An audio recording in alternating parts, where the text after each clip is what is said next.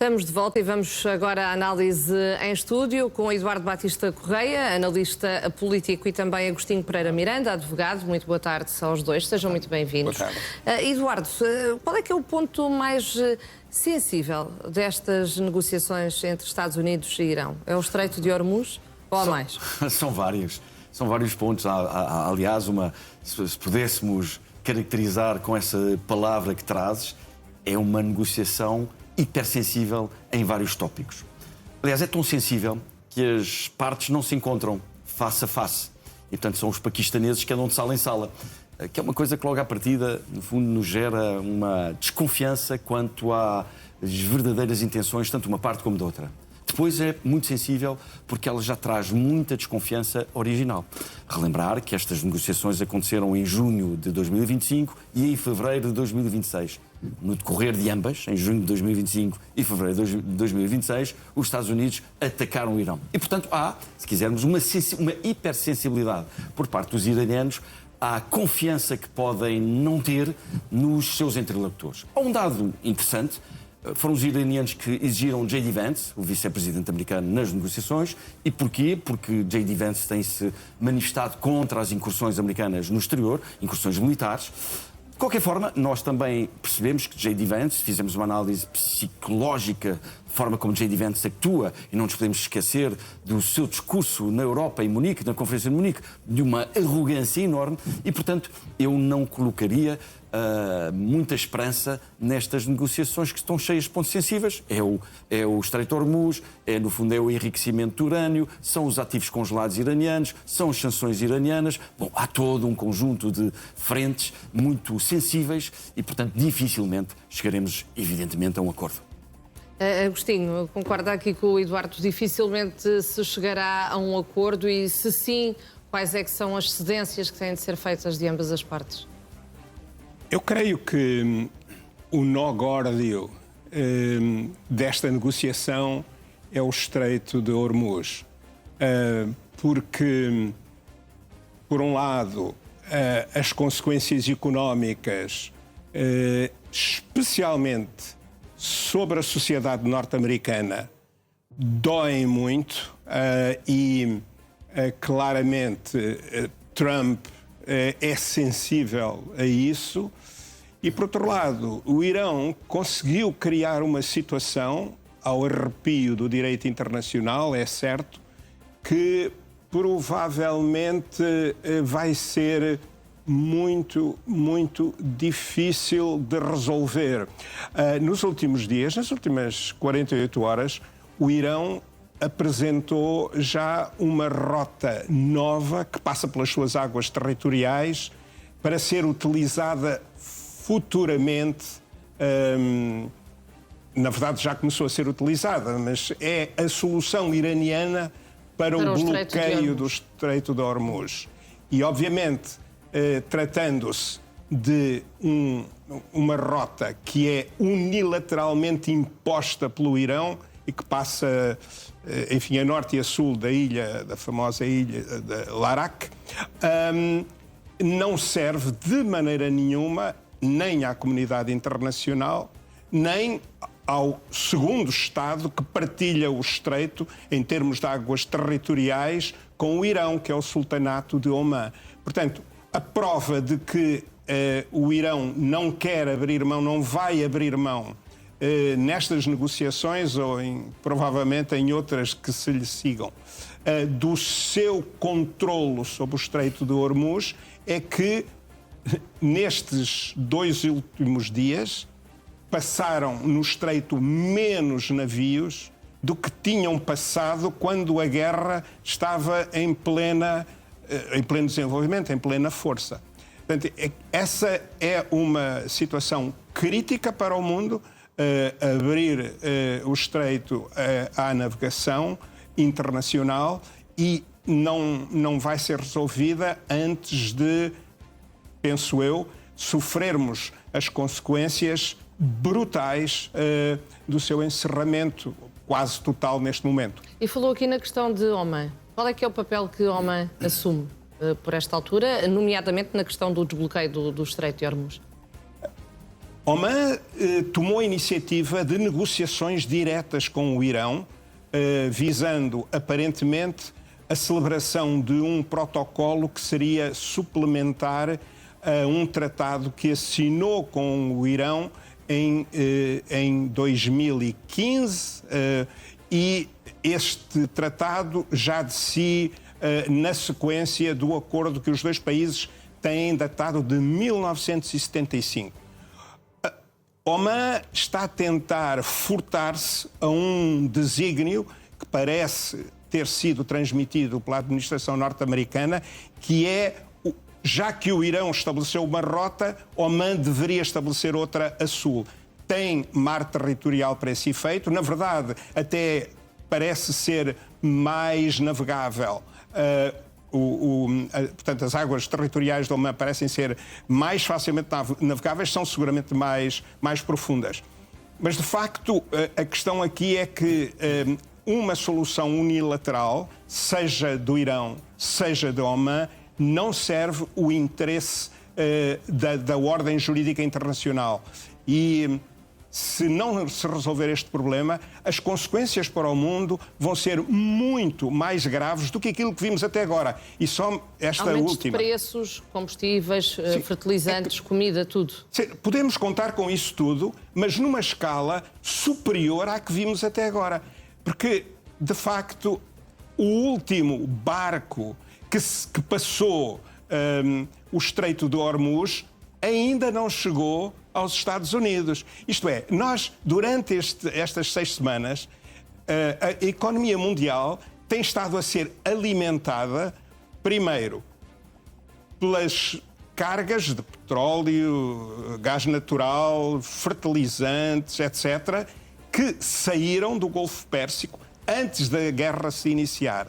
Segundo, tem estado a ser alimentado com, digamos, a mercadoria que estava, em particular, digo mercadoria, as matérias-primas, que estavam armazenadas. Exato, que estavam de reserva, digamos assim, não é? Exato. Ou no mar, ou nas reservas estratégicas. Portanto, nós ainda não vimos o pior desta crise. E pegando aqui numa questão que o Dr. Agostinho focou, Eduardo, Donald Trump parece sensível às fragilidades, digamos, e às dificuldades da população, ou não? Ou Donald Trump, tendo em conta que enfrenta também eleições intercalares, poderá não estar propriamente disposto a ceder e a deitar a toalha ao chão, como se costuma dizer? Muito bem. Donald Trump está num colete de forças, como o Agostinho Pereira Miranda acabou de dizer. O nó górdio do reflexo deste conflito é precisamente o Estreito de Hormuz, que é, evidentemente, o principal ativo que o Irão possui. E porquê que é o principal ativo? Porque condiciona desde logo as economias da região, as economias dos países do Golfo, e, no fundo, traz consequências para o resto do mundo. Como o Agostinho também disse, ainda o pior está para vir. Está para vir. Okay? Bom. E, portanto, evidentemente que esse pior está para vir reflete-se no preço dos combustíveis nos Estados Unidos. Os americanos, que tradicionalmente estão habituados a pagar o galão muito mais barato que os países europeus. Aliás, eles não medem em litros, medem em galões. Mas, quer dizer, para efeito é exatamente o mesmo. Estão a ver o preço do galão de gasolina e as consequências desse preço num conjunto de outros setores económicos, no fundo, a subirem. E, portanto, estamos perante uma inflação que vai contrário àquilo que foram as promessas de Donald Trump de Make America Great Again, dinamizar a economia americana, estimular a economia americana, America First. E, portanto, isso traz uma consequência ao eleitorado. Trump tem no horizonte eleições intercalares em novembro, as sondagens não têm sido muito favoráveis, o seu grau de popularidade também não, nomeadamente também na sua base eleitoral, e, portanto, ele é, evidentemente, sensível a estes temas, mas, por outro lado, a sua arrogância, a sua impulsividade, o seu egocentrismo também não lhe permitem, de forma alguma, no fundo, dar indícios de uma derrota dos Estados Unidos nesta intervenção no Golfo, no Irão. E, portanto, Vânia, estamos perante uma situação muito complexa. Não me lembro, na minha existência, de uma situação tão complexa, nem a crise do petróleo dos anos 70, que foi bem forte e que trouxe, no fundo, uns movimentos tectónicos às economias e à geopolítica, teve, porventura, um impacto tão grande quanto esta está a ter. Portanto, voltando à origem da tua pergunta, com Donald Trump nós nunca sabemos. Até porque Donald Trump é altamente, como acabei de dizer, impulsivo, muito pouco racional, muito limitado no vocabulário e dá uma sensação muito limitado no pensamento estratégico. No fundo, Donald Trump aparenta ser um negociador. A sua escola comportamental e a sua escola de relação é precisamente o negócio imobiliário. Sim, sim. No fundo, nós não estamos a tratar de negócios imobiliários, nem de negócios territoriais, que é como Donald Trump gosta de ver, relembrar que ele tem uma outra intenção, porque a China é para Donald Trump o principal adversário, apesar de haver uma guerra silenciosa. E a China que supostamente agora está a fornecer, ou vai fornecer mais armas ao Irão, supostamente é a nova de ordem acordo. Mundial, que o Agostinho Pereira Miranda há pouco nos falava. Repara, a China abastece, o Irão é a segunda reserva de petróleo mundial. Tem 3,5 vezes em gás, mais reservas que os Estados Unidos. Portanto, estamos a falar de uma potência energética, onde os chineses se abastecem. E, portanto, é evidente que Donald Trump tem uma segunda intenção, não só proteger o Estado de Israel de, porventura, ataques de destruição maciça por parte do Irão a Israel, mas também, no fundo, tem uma segunda intenção negocial e económica que diz respeito à sua antipatia económica, industrial com a China. Portanto, Vânia, não temos uma resposta neste momento. Tudo aparenta não correr bem. Aliás, há um detalhe interessante. Quem recebe as delegações dos Estados Unidos e do Irão é o chefe militar paquistanês, não é o primeiro-ministro. E recebe a indumentária completamente diferente. Ele recebe a delegação iraniana vestido de militar e recebe a delegação americana vestido de fato e gravata, no fundo, dando uma ênfase mais diplomática aos Estados Unidos e mais militar ao Irão. Relembrar que o Irão e o Paquistão andaram a bombardear-se mutuamente há não muito tempo. Portanto, todos estes sinais não são sinais muito favoráveis, no fundo, a uma luz ao fundo de um túnel que não seja o comboio a vir em sentido contrário.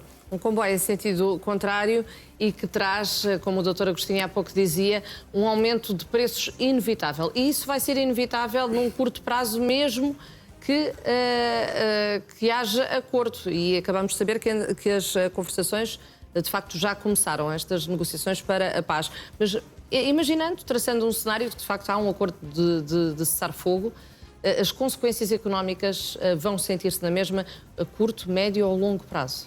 Se quisermos ter uma ideia do que é que nos vai acontecer na Europa, basta olhar para o que se está a passar no estado da Califórnia, nos Estados Unidos.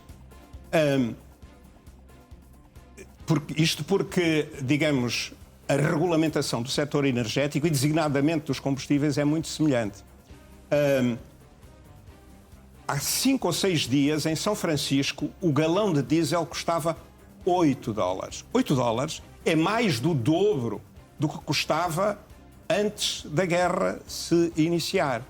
Portanto, outra circunstância absolutamente sem precedentes histórico, o chamado WTI, portanto, o benchmark, ou digamos, o valor que é levado em linha de conta do petróleo para todos os efeitos financeiros, designadamente nos Estados Unidos, é inferior ao que ao preço de spot, ao preço pago à vista, em praticamente $20. Isto é, nos Estados Unidos, as refinarias e os traders pagam por petróleo à vista mais $20, isto é, cerca de 12% mais do que aquilo que o mesmo petróleo custa na cotação da bolsa respectiva. Na Europa, estamos a falar de um diferencial semelhante e ainda por cima... Agora vai haver uma redução no preço dos combustíveis, mas ainda assim depois não sabemos o que esperar nas próximas semanas, não é? Esta redução é ilusória, porque nós ainda estamos, como eu há bocadinho referia, ainda estamos a utilizar os combustíveis que foram refinados a partir de crude que saiu do Golfo Pérsico, isto para todo o mundo, não estou a falar do caso particular de Portugal. E há países que já estão a utilizar as próprias reservas. E as reservas, obviamente. Portanto, é quando chegar aos Estados Unidos, a Europa também chegará nos próximos dias. Os últimos barcos saídos do Golfo Pérsico, é que nós vamos saber, em particular, o valor do diesel, porque, obviamente, a Europa importa cerca de 1/3 do diesel que consome do Golfo Pérsico. Vamos saber o preço dos fertilizantes e, mais adiante, vamos saber o preço do gás natural, que é outra grande interrogação. Portanto, isto só agora, no que toca a más notícias para os consumidores, infelizmente, são pessoas, são famílias, são crianças. Todos nós, não é? Só agora começou. E já agora só mais um pequeno detalhe, indo ao encontro daquilo que o Eduardo há bocado referia. Uma das consequências mais surpreendentes do que se está a passar com a atitude do Irão relativamente aos barcos que deixa passar no Estreito de Hormuz é que exige o pagamento em bitcoins e em yuans convertíveis. Muito importante. Isto é, yuans que têm 40% de componente em ouro. Ouro que já agora começou, o ano passado, em novembro, começou a ser depositado também na Arábia Saudita. E, portanto, isto é, obviamente, uma ameaça, para enquanto razoavelmente teórica, ao dólar. Claro. E isso é uma importante consequência deste conflito. Eduardo, nós vimos também, logo na abertura deste jornal, que o primeiro vice-presidente do Irão tinha escrito na rede social X que se os Estados Unidos dessem prioridade aos seus interesses e não aos de Israel, poderia haver acordo. Sabemos também que do lado israelita não há qualquer interesse em abrandar, digamos assim, no Líbano, face ao Hezbollah. E sabemos também que essa é uma das exigências do Irão, que parem os ataques ao Líbano. Tendo em conta que estas negociações, entretanto, já começaram, Israel pode ser, de facto, aqui um fator de entrave? Evidentemente, porque se formos a montante, Israel não está nada interessado em que este conflito com o Irão termine antes deste regime islâmico, anti-israelita, ser trocado. Portanto, vamos lá ver. A origem deste conflito vem de uma enorme pressão de Benjamin Netanyahu, que tem feito aos diferentes presidentes americanos, e que foi bem sucedido desta vez com Donald Trump, em alterar o regime iraniano através da força. E era isso que se esperava nos primeiros dias. No fundo, depois da eficácia daquele primeiro ataque a 28 de fevereiro, onde, no fundo, foram decapitados as principais cabeças do regime iraniano, pressupunha-se que algo idêntico àquilo que tinha acontecido na Venezuela fosse possível. Ora, tal não aconteceu. Até porque nós tínhamos assistido, em janeiro, a um conjunto muito intenso de manifestações do povo iraniano na rua na tentativa de alteração deste regime. Portanto, como muito bem dizes, Israel vai, no fundo, de uma forma muito silenciosa, tentar encontrar os pontos onde pode bloquear este acordo. E um dos pontos, como bem mencionaste, é, no fundo, a exigência do Irão contaminar o acordo de paz também ao sul do Líbano. Ora, Israel não vai permitir isso nunca. Israel não vai permitir que o Hezbollah se mantenha ativo, não vai permitir que o Hezbollah se mantenha armado, até porque o norte de Israel, cidades como Kiryat Shimona, estão todas vazias neste momento. Ou seja, há um êxodo, novamente, um êxodo da população israelita do norte de Israel, junto à fronteira com o Líbano. Portanto, Vânia, Israel, aliás, dito de outra forma, não haverá paz no Médio Oriente, não haverá paz naquele território, enquanto Israel e o Irão não se encontrarem, não é com conversações indiretas, é face to face. Só para nota final, é impossível, ou não estão autorizados, embaixadores do Irão e embaixadores de Israel, nos mesmos países, por exemplo em Portugal, a encontrarem-se na mesma sala. Portanto, é evidente que nós, com situações deste tipo e com antagonismos e antipatias deste tipo, é altamente improvável chegarmos a um ponto de, no fundo, pacífico, onde as pessoas se entendam, onde os povos possam conviver. E que seja algo, pelo menos, duradouro. Seria isso o ideal. Eduardo Batista Correia e Agostinho Pereira Miranda, muito obrigado aos dois pela vossa análise. Um bom dia.